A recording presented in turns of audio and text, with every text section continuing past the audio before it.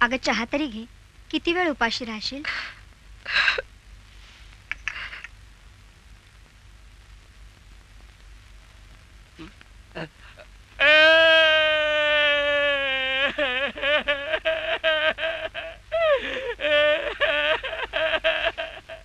चला चला.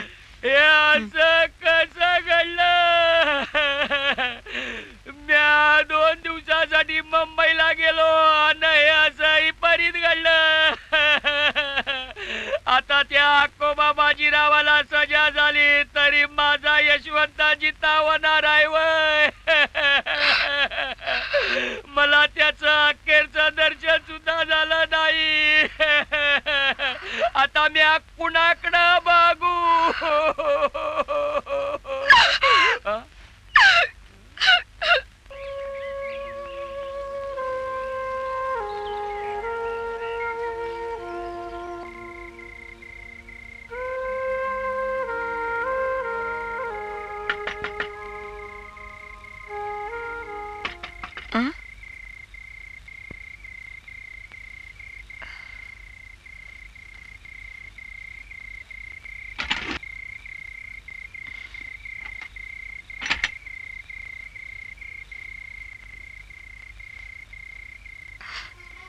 हा घास चिवचा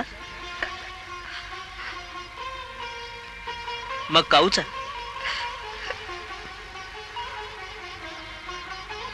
हा घास आपल्या बाळाचा. बळी, ये बळी. अरे बळी. अरे शिवा, हा कुठं होता रे इतके दिस? अरे मग महिला गेलतो. असं वय? आता तुझ्या घरला गेलतो. तेव्हा कळलं का तू परत इथं कामाला राहिलास. वय. अरे मालकाचं डोंगरा एवढं उपकार आहेत माझ्यावर. तुला सांगतो शिवा, अरे माझ्या कातड्याचं जोड करून शिवलं तरी बी फिटणार नाहीत ते. आणि मी त्यानं वचन बी दिलंय. खरं आहे. बळी, ते आणि कवा सुटलं रे? कोण रे?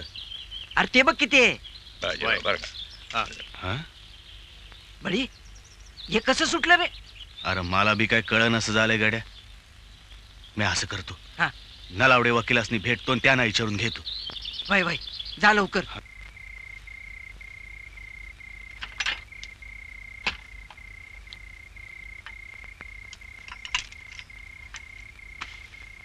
हे काय?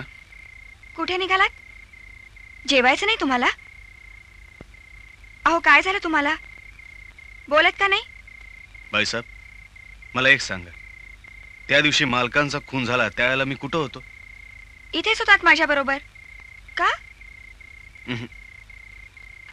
बळी, अहो अहो ऐका.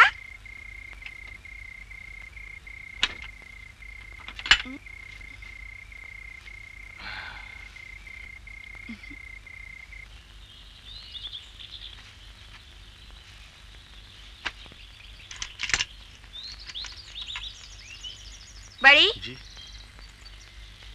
बळी, काय झालं तुम्हाला? नाही, काय नाही जी. मी काल रात्रीपासून बघते, तुम्ही माझ्याशी बोलत नाही. काल रात्री तुम्ही घराबाहेर झोपलात. बळी, मी तुमच्या संरक्षणाखाली जगते. तुमच्या या अशा वागण्यानं माझा जीव टांगणीला लागलाय. काल रात्रभर मला झोप नाही आली. तुम्ही काही सांगितल्याशिवाय माझ्या जीवात जीव नाही येणार. काय झालंय बळी? बाईसाहेब, काल मी अकोबान बाजीरावाला सुटून आलेला पाहिला. म्हणून लगी लगी नलावडे वकिलासनी भेटाय गेलो. जोपर्यंत गुन्हा सिद्ध होत नाही तोपर्यंत ती व्यक्ती गुन्हेगार ठरत नाही. जी, कशावरून तू खून केला नसेल? अहो वकील साहेब, असं काय बोलताय? म्यान माझ्या मालकांचा खून? होय, साऱ्या गावात तुझ्या आणि मुक्ताच्या संबंधाची चर्चा चालू आहे. तुम्हा दोघांना यशवंतची अडचण वाटू लागली नाही, म्हणून तुम्ही दोघांनी मिळून त्याचा खून केलाय. याचा अर्थ नलावडे वकील विकले गेलेत. बळी, आता आपल्याला दुसरा वकील बघावा लागणार. तुम्ही एक काम करा, कोल्हापूरला माझ्या वडिलांचे एक जुने वकील मित्र आहेत. मी तुम्हाला त्यांचा पत्ता देते. तुम्ही त्यांना जाऊन भेटा.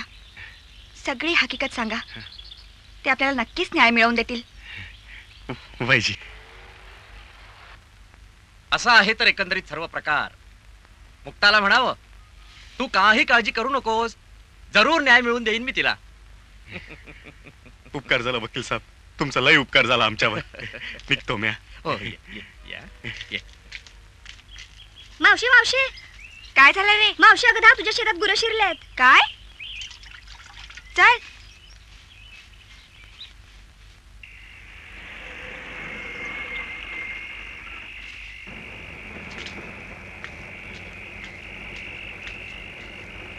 राम राम. राम राम भाऊ, येतो. हा.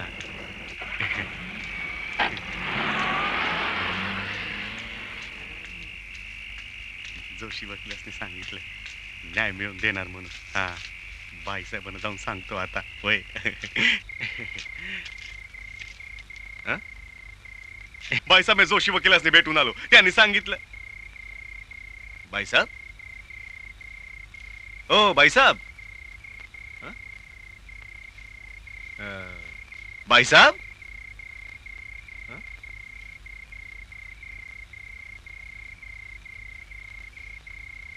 आता कुठं गेल्या असतील या?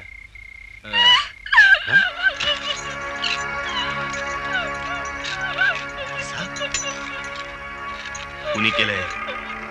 मला सांगा, कुणी केलाय हो नीचपणा?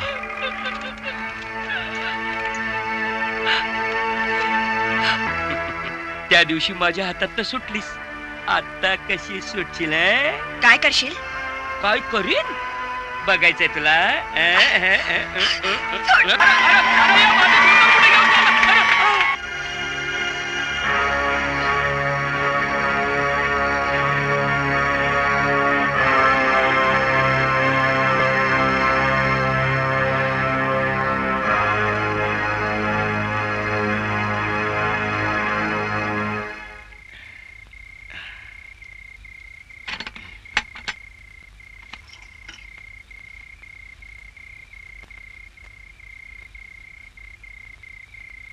बाईसाहेब,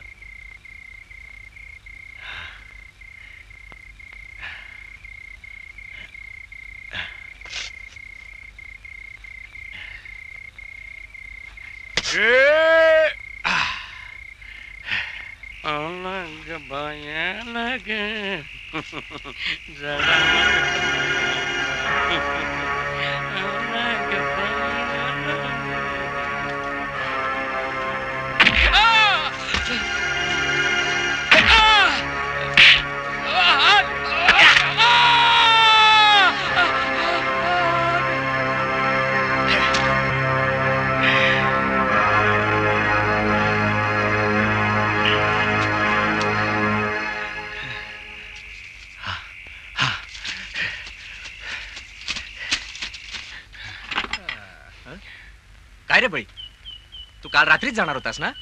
वकील साहेब, हे गडबड झाली. गडबड? हा. इकडे आते लवकर चल. तू गावात आलास हे मुक्ताशिवाय कुणालाही माहित नाही. हा. तेव्हा तू आत्ताच्या आत्ता गावात जा आणि काल तू कोल्हापुरातच होतास असं सगळ्यांना भासव. मुक्ताला सुद्धा नाटक करायला लाव. हं? समजलं?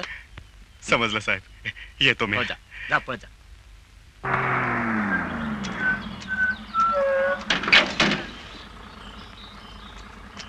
काय रे बळी, हा, कुठे गेला होतास? कोल्हापूरला गेलतो. तुला कळलं का? काय? चौगुलेचा हात कोणी तर तोडला ना? नाही बा, माहित नाही मला. बरं बरं.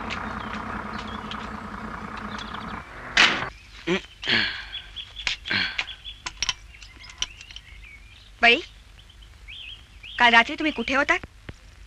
कोल्हापूरला गेलतो. बाई, तुम्ही खोटं बोलताय.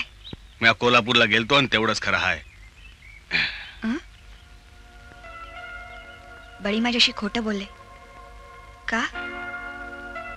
गावात चौगुल्याचा हात तोडल्याची चर्चा आहे. कदाचित बळीनीच. जीवात जीव असेपर्यंत तो तुमची साथ सोडणार नाही, तुमचं रक्षण करेल.